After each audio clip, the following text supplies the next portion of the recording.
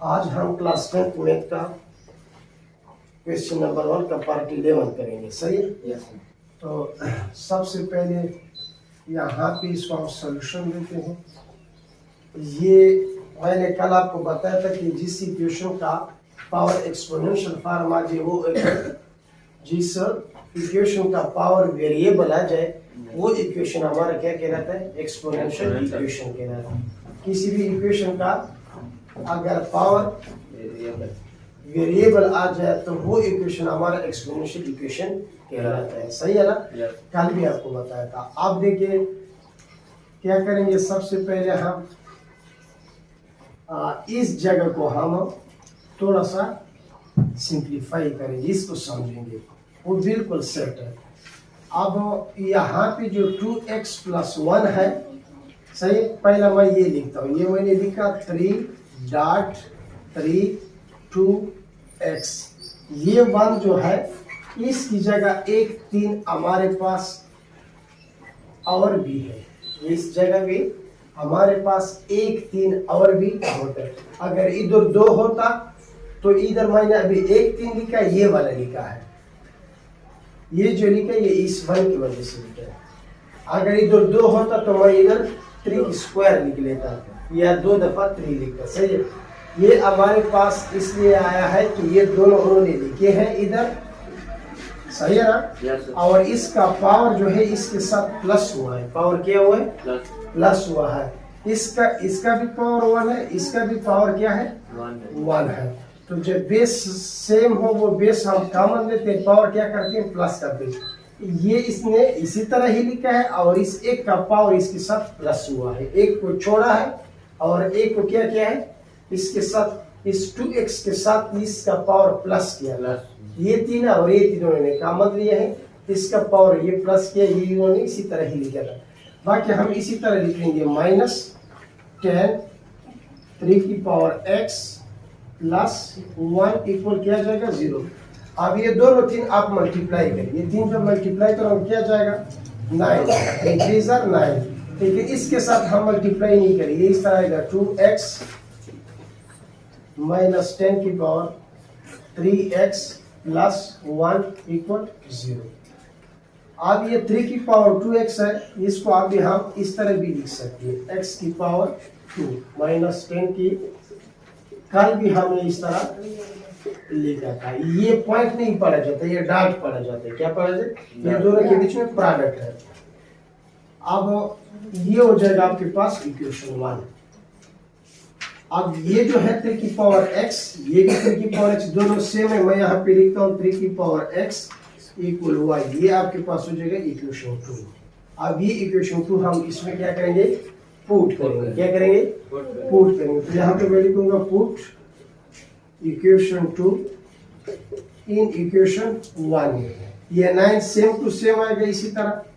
अब ये 3 की पावर x की जगह आ जाएगा y और इसका जो पावर है इसी तरह आएगा, फिर आ जाएगा -10 और इस 3 की पावर x जो है इसकी जगह हमारे पास आ जाएगा क्या? y + 1 equal 0। अब ये 1 और ये कांस्टेंट, यहाँ पे ये 1 कांस्टेंट है और y² का कोफिशिएंट 9 है। ये 9 और 1 का प्रोडक्ट 9 आएगा, +9। दो इनसे हम अभी ढूंढेंगे कि ये 9 और 1 जरूर करें, 9 भी आ जाए और उनका एडिशन हमारे पास -10 भी आ जाए। तो ये हमारे पास यही 1 और 9 है। 9 और 1 मल्टीप्लाई करेंगे तो 9 भी आएगा और 8 करेंगे तो 10 भी आएगा, लेकिन दोनों का सिंबल हम माइनस में लिखेंगे। लेकिन 9y² - y -9y + 1 इक्वल 0। सही, बिल्कुल सेम कल वाले सवाल की तरह है। अब यहाँ से हम क्या कॉमन ले सकते हैं? यहाँ से मैं y कॉमन ले सकता हूँ। y कॉमन लूंगा तो इधर 9 बचेगा और ये y भी इधर 1।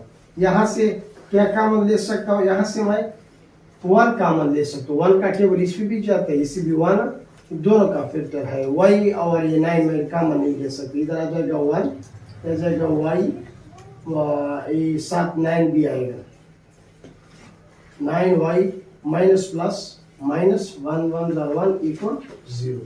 अब हम इसको अलग अलग इधर लिख लेंगे। 9y माइनस 1, 9y माइनस 1 और बाहर वाला क्या रह गया, y minus 1, y minus 1 equal 0। तो ये आपके पास आ जाएगा 9y माइनस 1 इक्वल 0, यह आ जाएगा y माइनस 1 इक्वल 0। ये वर्ग उस तरफ जाएगा, 9y ये उधर आ जाएगा, प्लस हो जाएगा, माइनस से वहां राइट साइड पे शिफ्ट होगा तो प्लस हो जाएगा। ये आपके पास ये भी वहां जाके साइन चेंज हो जाएगा, माइनस से तो प्लस हो जाएगा। अब ये 9 यहाँ पे जब डिवाइड करोगे तो आपके पास ये 1 बटा कितना जाएगा, 9। एक y का आंसर है 1, दूसरे y का आंसर है 1 बटा 9। अब यहाँ पे आपने पुट करना, पुट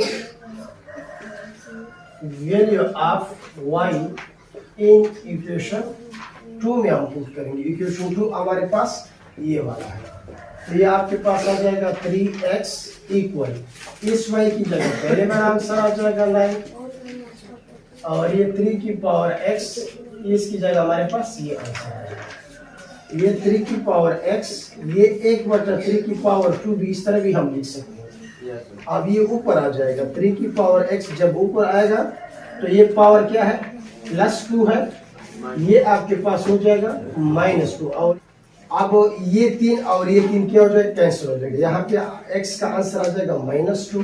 यहाँ पे भाई हम करेंगे जो हमने इससे पिछले सवाल में किया था, किसी भी चीज के अगर हम पावर 0 रखें तो हमेशा 1 आता है। तो यहाँ पे अगर हम लिखे 5 की पावर 0 1 होता है, 10 की पावर 0 1 होता है, 100 की पावर 0 1 होता है, लेकिन हमने तो बेस बराबर करना है, हम लास्ट में लिखेंगे 3 और फिर लिखेंगे 0। अब ये कंपेयर पावर करेंगे तो बेस कैंसिल हो जाएगा, x इक्वल कितना आ जाएगा, 0। तो हमारे पास जो सोल्यूशन सेट आएगा, ये सेट होते हैं और सेट में हम तरतीब देते हैं। तो पहले छोटे से लिखिए, तो छोटा -2 है, इधर -2 आ जाएगा, ये आपके पास 0 आएगा। तो आपके पास इस क्वेश्चन का आंसर जो है, जो सोल्यूशन सेट है -2 और 0, -2 सोल्यूशन है या रूट है इस इक्वेशन का। और जब इस तरह हम ब्रैकेट में लिखते हैं फिर उसको हम कहते हैं सोल्यूशन सेट।